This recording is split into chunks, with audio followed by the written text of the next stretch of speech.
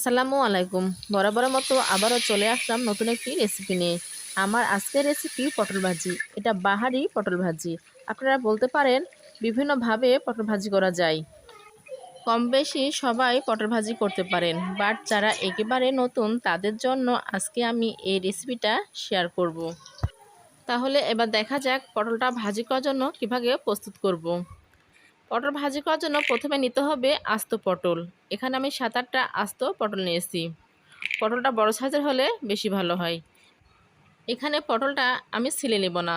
আমি পটলের গায়ে যে উপরের আবরণটা থাকে সেটা ঠিক এভাবে বটির সাহায্যে আঁচড়িয়ে নেব।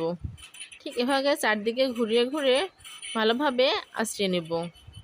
বাহারি পটল ভাজি করার জন্য পটল নিতে হবে টাটকা। টাটকা পটল দিয়ে বাহারি পটল ভাজি করলে পটল ভাজিটা ভালো হবে। আমার পটলটা ভালোভাবে আঁচড়ানো শেষ। এবার দুই সাইড থেকে পটলের দুই মুখটা কেটে নেব। পটলের মুখগুলো কাটা শেষ। এবার দুই পাশ থেকে মাঝখানে শির রেখে খাঁচি খাঁচি করে পটলগুলো কেটে নেব। প্রথমে এক পাশ থেকে ঠিক এভাবে খাঁচি খাঁচি করে কেটে নিতে হবে। এক পাশে কাটা হয়ে গেলে অপর পাশেও কেটে নিতে হবে। এমনভাবে কাটতে হবে যেন মাঝখানে শির থেকে যায়। আমি ঠিক এভাবে সবগুলো পটল কেটে নেব। আমার সবগুলো পটল কাটা শেষ। আমি দেখেন কিভাবে খাঁচি খাঁচি করে কেটে নিয়েছি সেটা দেখাবো। ঠিক এভাবে কাছি কাছি করে পটলগুলো কেটে নিতে হবে। দুই পাশে একই রকম করে কাটতে হবে। সবগুলো পটল ঠিক একই সাইজ করে কেটে নিতে হবে। আমি পটলগুলো কাটার পর ভালোভাবে ধুয়ে নিয়েছি। এবার আমি পটলগুলো মশলা দিয়ে মাখিয়ে নেব। এখানে আমি শুকনো মশলা ব্যবহার করব। প্রথমে দিলাম 1 চামচ হলুদ গুঁড়া, 1 চামচ লাল লঙ্কার গুঁড়া, 1 চামচ লবণ দিয়ে ভালোভাবে হাতের সাহায্যে পটলগুলো মাখিয়ে নেব। পটলগুলো মাখানো শেষ। এবার আমি 5 মিনিটের জন্য পটলগুলো এভাবে রেখে দেব যেন মশলাগুলো পটলের সঙ্গে ভালোভাবে সেট খায়। এবার আমি চুলাতে একটা প্যান বসিয়ে দিলাম, তার মধ্যে পর্যাপ্ত পরিমাণে তেল দিয়ে দিলাম। তেলটা গরম হয়ে গেলে এর মধ্যে একটা একটা করে আমি পটল ছেড়ে দিব। ঠিক এভাবে আমি সবগুলো পটল তেলের মধ্যে ছেড়ে দিলাম। আমি একসঙ্গে সবগুলো পটল ভেজে নেব। এই পটলগুলো একটু সময় নিয়ে ভাজতে হবে। এখানে চুলার জাল মিডিয়াম রেখে পটলগুলো ভাজতে হবে। এবার পটলগুলো একটু নাড়াচাড়া করে দেবো, কারণ এখানে পটলগুলো আস্ত পটল, সেজন্য একটু নাড়াচাড়া করে চারপাশে পটলগুলো ভেজে নিতে হবে। ঠিক একইভাবে নাড়াচাড়া করে পটলগুলো ভেজে নিচ্ছি।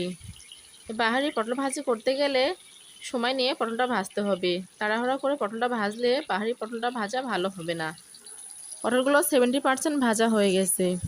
ঠিক এভাবে নাড়াচাড়া করে পটলগুলো ভেজে নিলাম। এবার একটা হাতনির সাহায্যে পটলটা মাঝখান দিয়ে চাপ দিয়ে নেব। আমি যে দুই পাশে খাঁচি খাঁচি করে কাটলাম আর মাঝখানটা শির রাখলাম, ঠিক মাঝখানে শির দিয়ে ঠিক এভাবে চাপ দিয়ে নিব। এভাবে চাপ দিলে যে খাঁচি খাঁচি করে কেটে নিলাম সেটা পাতা মতো ছড়িয়ে যাবে। দুই পাশে পাতার মতো ছড়িয়ে যাবে, পটলটা দেখতে মনে হবে পাতার মতো। সেজন্য আমরা অনেক জেলায় অনেক নামে এই পটল ভাজি পরিচিত। কেউ বলে বাহারি পটল ভাজি, কেউ বলে পাতা পটল ভাজি, আবার কেউ বলে ফুল পটল ভাজি। যেটাই বলেন না কেন, এটা পটল ভাজি। আমি এভাবে সবগুলো চাপ দিয়ে পটলগুলো ভেজে নেব। আমার সবগুলো পাতা মতো হয়ে গেছে। এবার আমি আবারও সময় নিয়ে পটলটা দুই পাশে ভেজে নেব।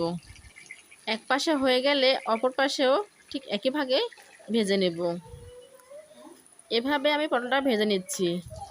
আমার পটল ভাজিটা অনেকটাই হয়ে আসছে। আমার পটল ভাজিগুলো দেখতে যেমনই সুন্দর, খেতে তেমনই মজা। উপরে একদম মশমশা, ভিতরে অনেকটাই নরম। ঠিক এভাবে আমি পটলটা ভাজি করলাম। আপনারা এভাবে বাসায় পাহাড়ি পটল ভাজি করে খেয়ে দেখবেন, আপনাদেরও খেতে ভালো লাগবে। আমি মনে করি আজকের রেসিপিটা আপনাদের সবার কাছে ভালো লাগবে।